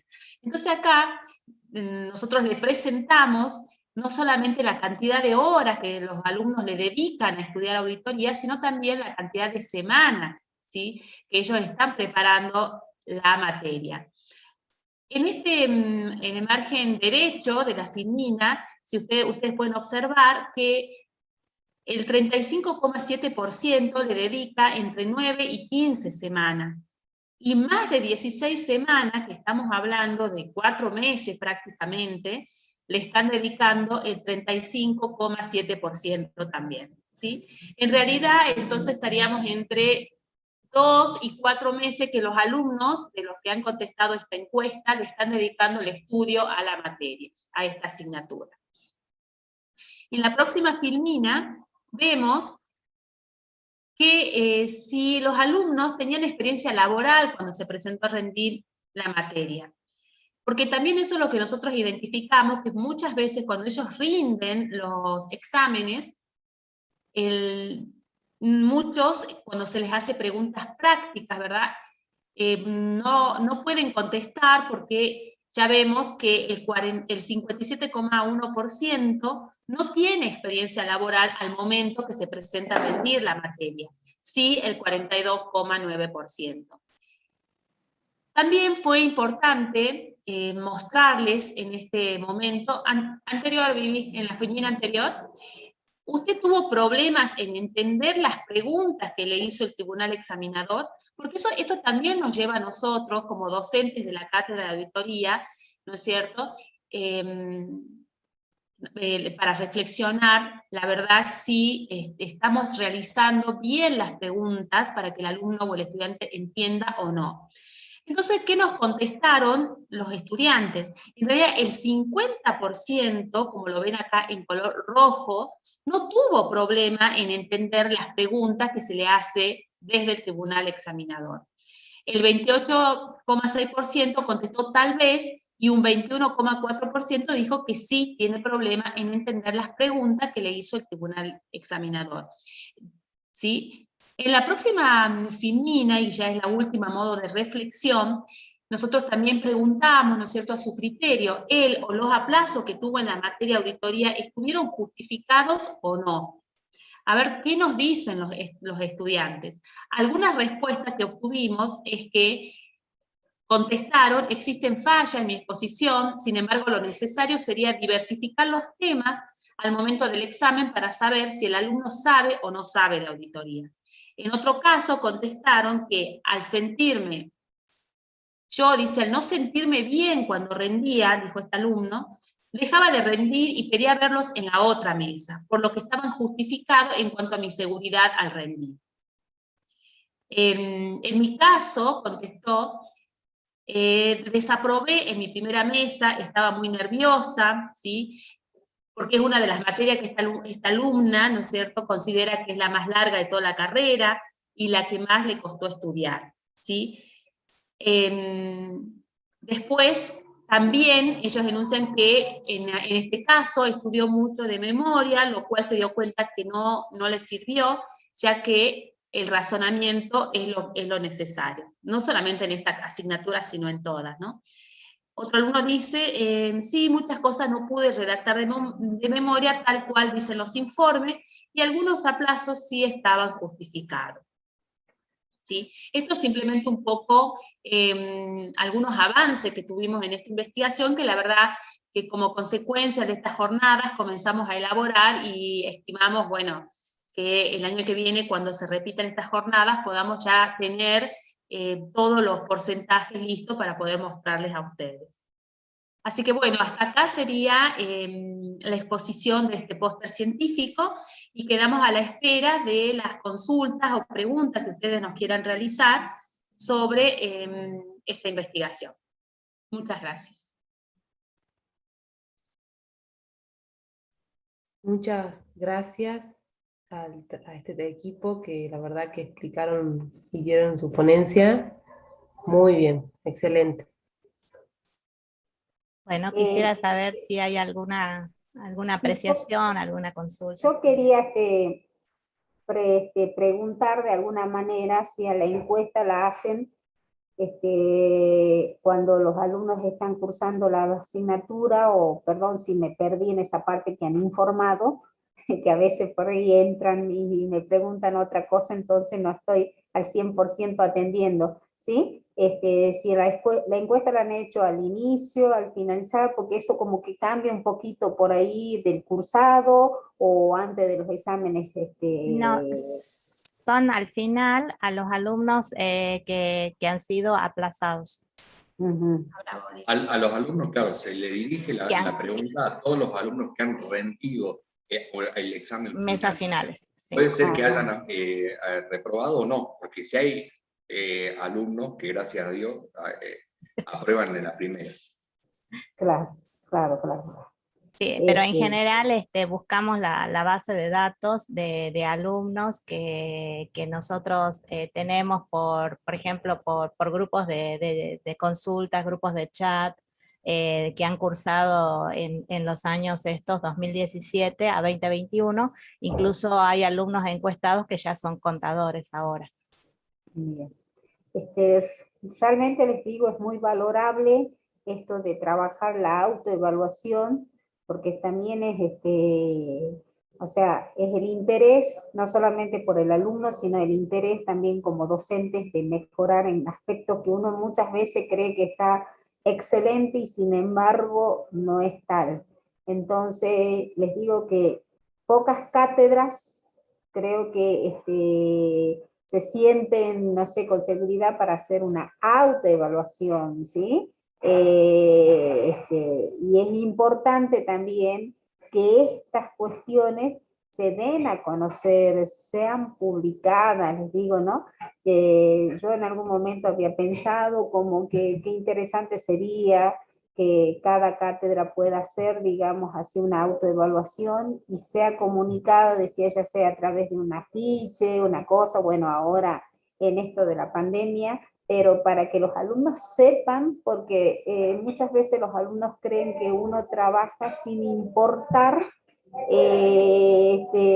lo que ellos puedan sentir, lo que ellos puedan ser considerados, como uno como docente lo considera al alumno, ¿sí? Así que ese trabajo es importante, que no solamente de pronto va a quedar plasmado en esta jornada el que está interesado, pero para aquí el más involucrado es el alumno, ¿sí? Que muchas veces también por ahí, como digo yo, por ahí al alumno no le cae la ficha y capaz que dando a conocer estas encuestas, el alumno diga, oh, estoy viendo de que la mayoría o no estudiamos, o la mayoría no dedicamos, que la mayoría no entendemos ese tipo de cosas, ¿no? Sería interesante también dar a conocer a los alumnos, a los encuestados, que han sido, digamos, cuáles han sido las conclusiones que podemos nosotros decir acerca de sus respuestas. ¿Mm? Sí, me Sí, parece igual, muy interesante, las dos miradas. sí, Juntar. Por igual eso gracias. pusimos las anotaciones, perdón, pusimos las anotaciones también del equipo de cátedra, porque quizá un mismo tema, un mismo examen es mirado con una mirada desde el alumno, y también por eso incluimos esa última del pensamiento crítico del alumno y decir, cuando rendí, ¿estaba justificado o no mi aplazo? Porque en ese momento era una situación y después es otra. Claro, lo que yo decía, gracias Elvira, la verdad que importante tu aporte a nuestro trabajo. También queremos decir que en realidad esto, bueno, fue iniciativa de algunos docentes de la cátedra de auditoría, no es de toda la cátedra, sino de algunos docentes, que nos resultó importante llevar adelante esta investigación. Y de todas maneras, como va a ser un proceso que lo vamos a hacer durante todo el año, lo de las encuestas, son anónimas, por lo tanto nuestros alumnos, nuestros estudiantes van a poder tener acceso a estos resultados en las próximas jornadas. Así que era simplemente eso. Realmente nosotros trabajamos con unas actas de exámenes, y bueno, y empezamos a enviar las encuestas en formas anónimas. Sí. Me gustaría decir algo más. Sí.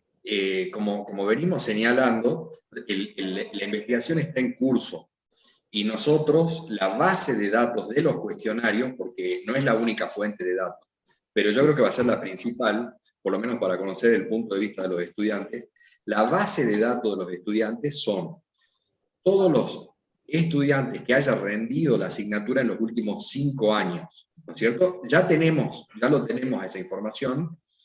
El departamento de, no sé si de docentes o de alumnos nos la facilitó. Ahora, nosotros tenemos una dificultad en este momento, y es que no tenemos los mails de todos esos estudiantes. Yo estoy seguro que la facultad tiene esa información. Entonces, sí, nosotros necesitamos pedirle a la facultad que nos indique cómo obtenerla, porque a veces no es tan fácil, porque cuando nos dirigimos al personal nos dicen de que, bueno, que por un tema de habeas data o cuestiones similares, claro, no nos pueden facilitar, pero en realidad todo el cuestionario, la respuesta es anónima, y todo lo que nosotros estamos haciendo no tiene otra finalidad más que la de investigación y para mejorar la tarea que hace la facultad. Entonces yo pienso que no debería haber una dificultad en obtener esa información. Y sí necesitaríamos ese apoyo. Perdón, no es no hubo tanta, o sea, hay dificultad, pero también me explicaron que es porque hay poco personal en este momento por las cuestiones de la pandemia, por las escasas horas y porque venían también estas jornadas, o sea, yo creo que sí vamos a poder conseguir los datos una vez que se culmine esta situación. Sí, sí, esperamos que sí, pero nosotros sí hemos estado viendo entre nosotros que no teníamos todos los mails, estábamos preguntándonos cómo hacer para conseguirlo. Bien, una pregunta, perdón, ya capaz que, no sé si sigue otro trabajo, pero en el sentido de que los alumnos acceden a la plataforma, estos alumnos con esta problemática, o no todos. No, ya no. Algunos solamente los tenemos, a los que están, que no aprobaron, pero que han cursado en el 2020, 2021, ya después no están. Sí. Ah, bien, bien. No, bueno, porque ahí también ahí tenemos los datos. Sí. El correo, ¿sí? Bien, yo creo que de alguna manera por ahí, en la medida que se se necesite estos datos, ustedes haciendo una notita, porque por ahí también, justamente, miren, sin ir más lejos, yo pedía la lista de docentes actualizada y me dicen que todavía no están desde cómputo, entonces y es toda una cadena, así que esperemos que pronto podamos solucionar. ¿Bien? Bueno. Muchas gracias. No, Muchas gracias a todos Gracias. por estar en esta participación. Muchas gracias a Ale, Solana, Gonzalo, Nadia. Gracias Muy a todos bien. los que están. Gracias. Vamos con el último trabajo. Es el cuarto trabajo que lo presentan María Eugenia. Vamos a nombrar el trabajo, es Calidad Educativa de la presencialidad a la virtualidad, las sensaciones de los estudiantes. Los autores son María Eugenia Quiroga y acompaña a licenciada en Administración, jefe de Trabajos Prácticos de Economía 2 en la sede de Salta y en la sede de Tartagal de la Universidad Nacional de Salta. Este trabajo ha sido realizado con el acompañamiento de los siguientes estudiantes de la Facultad de Ciencias Económicas, Jurídicas y Sociales: Sandoval Nadia, Copa Gonzalo, Barbosa Pedro, Pérez Gastón. Muy bien, chicos, cuando estén listos ya podemos empezar.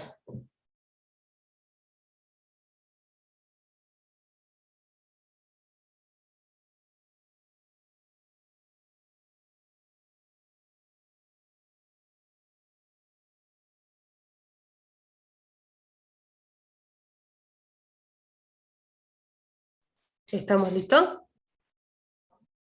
Hay que ponerlo como coanfitrión, ¿no estaba? María Quiroga, ahí está.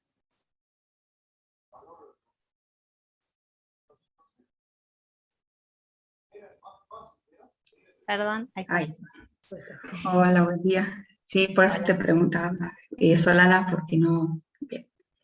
bueno, es difícil después de tantas exposiciones interesantes. Bueno, a mí me toca el trabajo que es de la sede regional de Tartagal, y lo hice, bueno, ahora ya les voy a compartir el PowerPoint.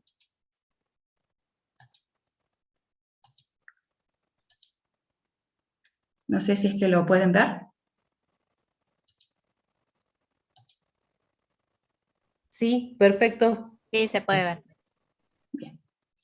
El título del trabajo es un informe dentro del marco del seminario de práctica profesional, ya que soy estudiante de la carrera de contador público y lo hice con otros estudiantes que, bueno, una es la estudiante Sandoval, Nadia, Copa Gonzalo, Barbosa Pedro y Pérez Gastón.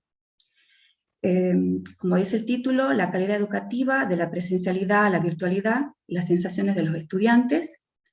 Y antes de continuar, fue un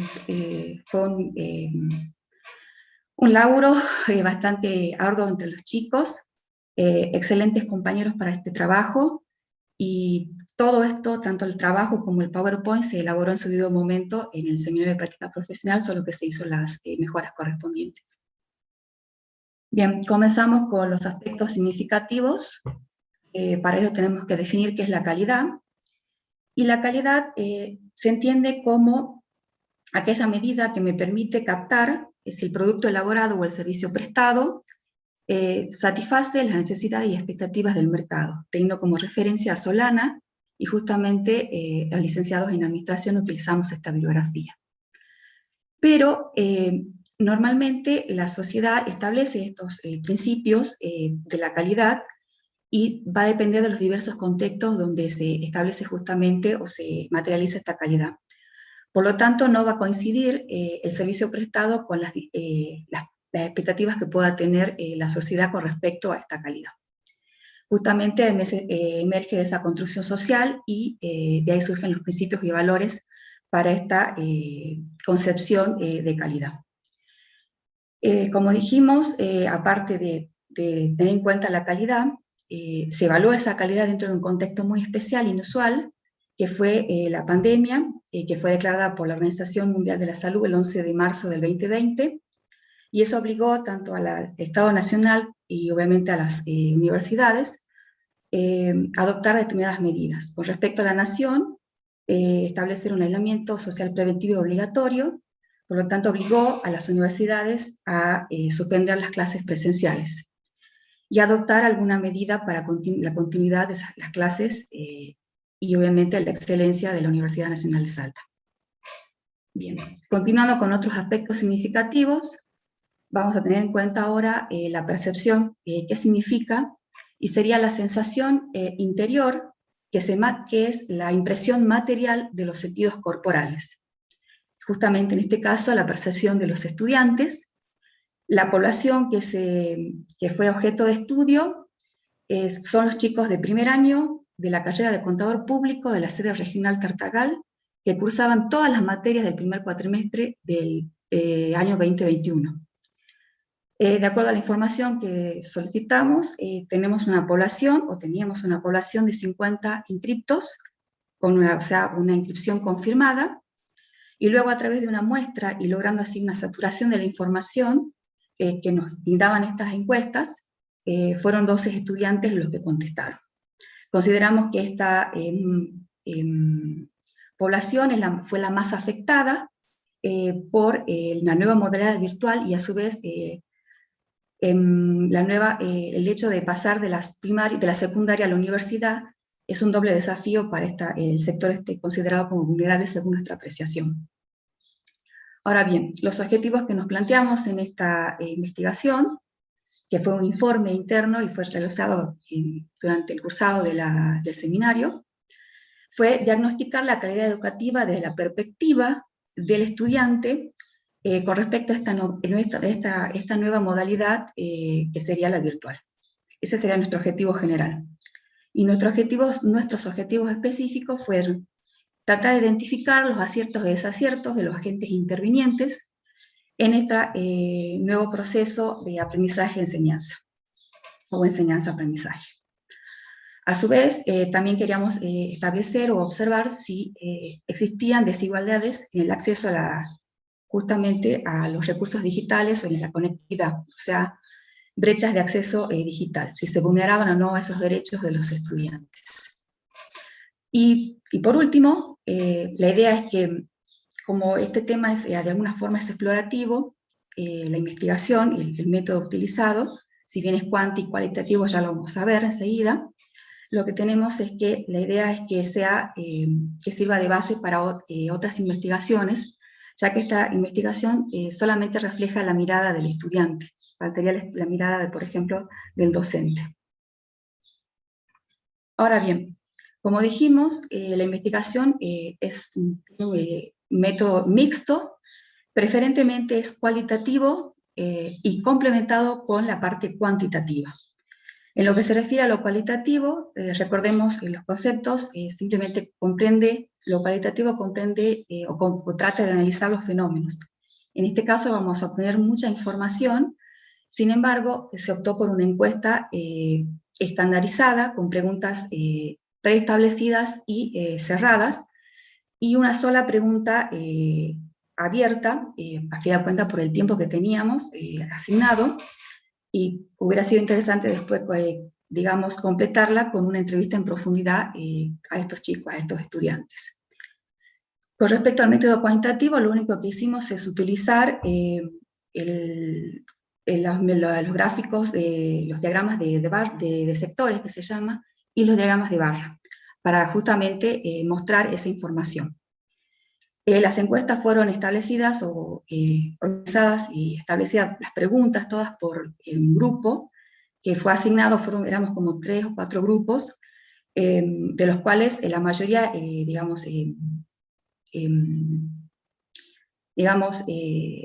se centró en la sede central, o sea, en la sede de Salta, y otros chicos hicieron la interpretación de los datos de Rosario, y en nuestro caso fue de Tartagal. Las preguntas estaban relacionadas de acuerdo a las 4 variables que vamos a ver enseguida, y bueno, las gráficas también fueron por variables y por preguntas. Bien, en algún momento se tiene que definir no solo las preguntas, sino también las variables y los indicadores. Las 4 variables que tuvimos en cuenta, siempre considerando el seminario de práctica profesional, y que lo hicimos en conjunto, tanto las preguntas como las variables. Bien, una fue el profesor, que consideramos que debe ser el promotor, el orientador del aprendizaje, refiriéndonos a que debe ser el motivador del estudiante para que logre el autoaprendizaje, la autorregulación que decía Enzo Álvarez. y justamente la motivación y la responsabilidad en esta nueva modalidad virtual, que no es lo mismo que lo presencial, requiere mucha responsabilidad del estudiante, porque prácticamente es un trabajo autorregulado, pero bueno, el profesor debería jugar un rol importante justamente como motivador. Segundo, la evaluación.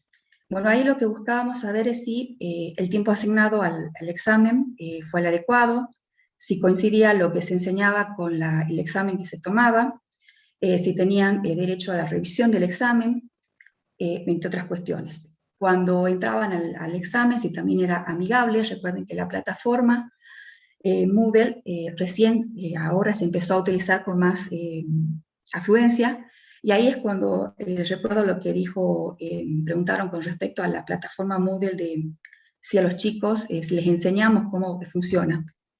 En algún momento en la pregunta abierta ellos dicen que no, y por lo tanto es como que uno podría decir, no es suficiente el instructivo que subo, sino como que tengo que hacer un taller o algo para decir, mira, hacer una modalidad de taller de examen, o el hecho de simplemente de usarlo en la clase, por ejemplo. Después, con respecto a la bibliografía, la calidad y el material de apoyo.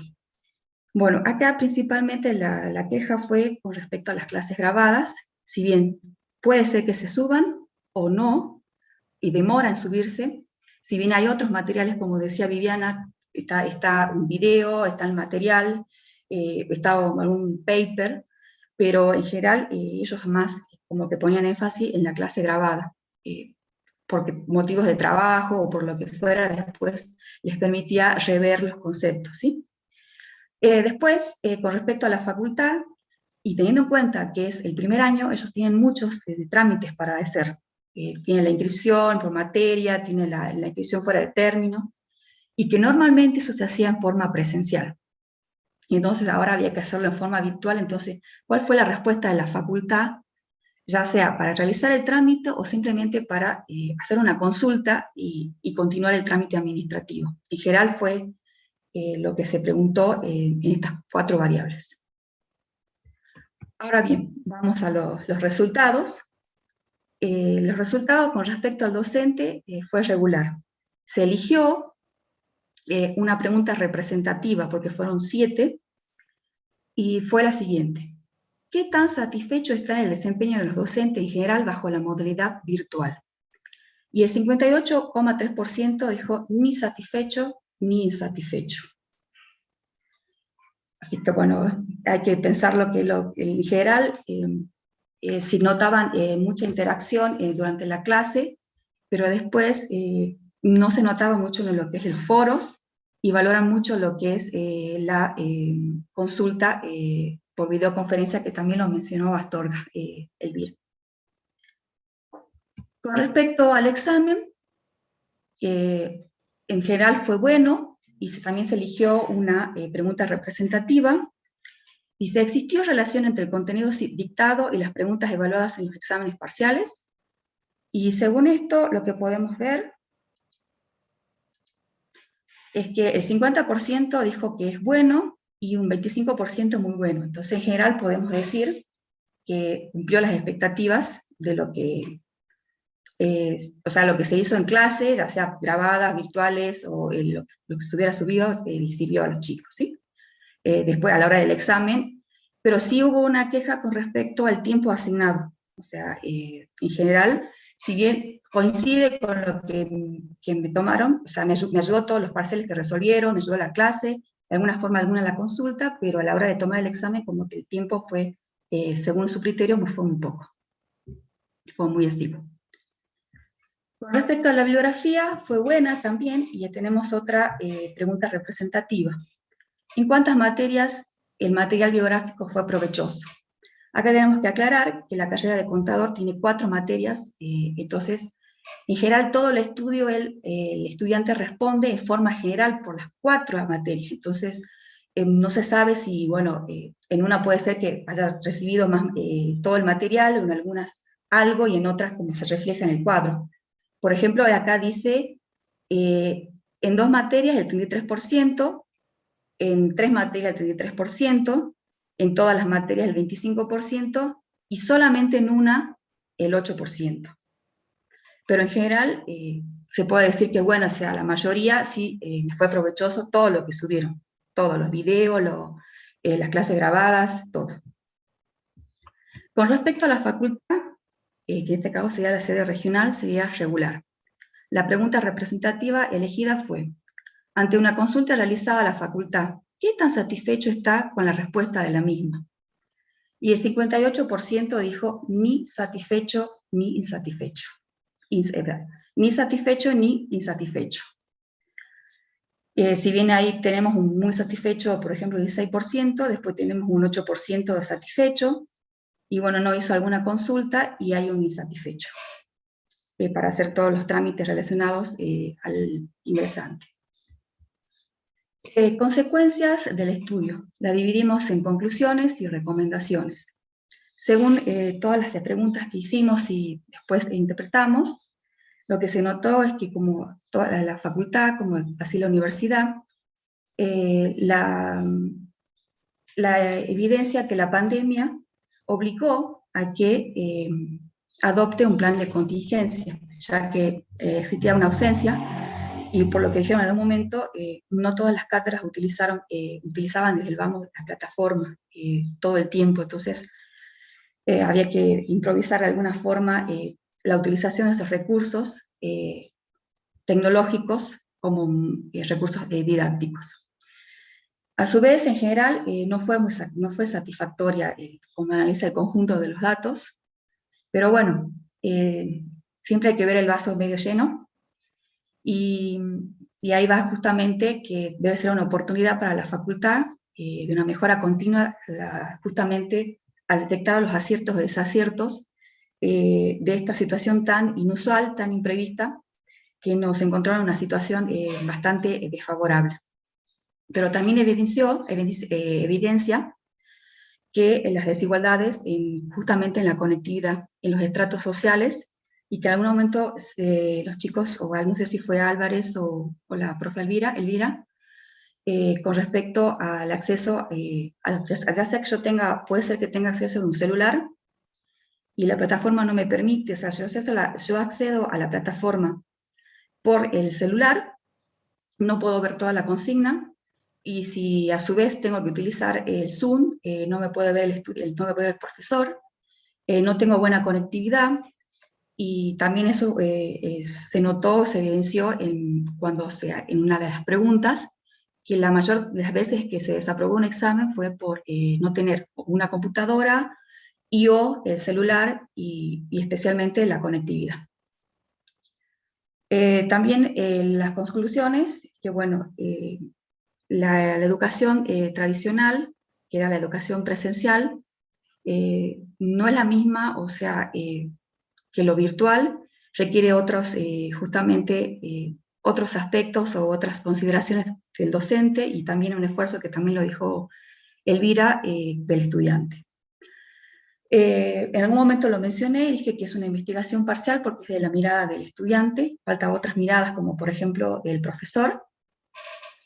Y las recomendaciones, en base a todo lo que expuse, se nota que bueno, es necesario una capacitación continua y actualización del recurso humano, no necesariamente o no solamente del docente, que puede ser por la tenga la capacitación, pero bueno, la implementarla es otra cuestión, y muchas cosas que suceden en el camino que van o que se deben sobrellevar, ¿sí?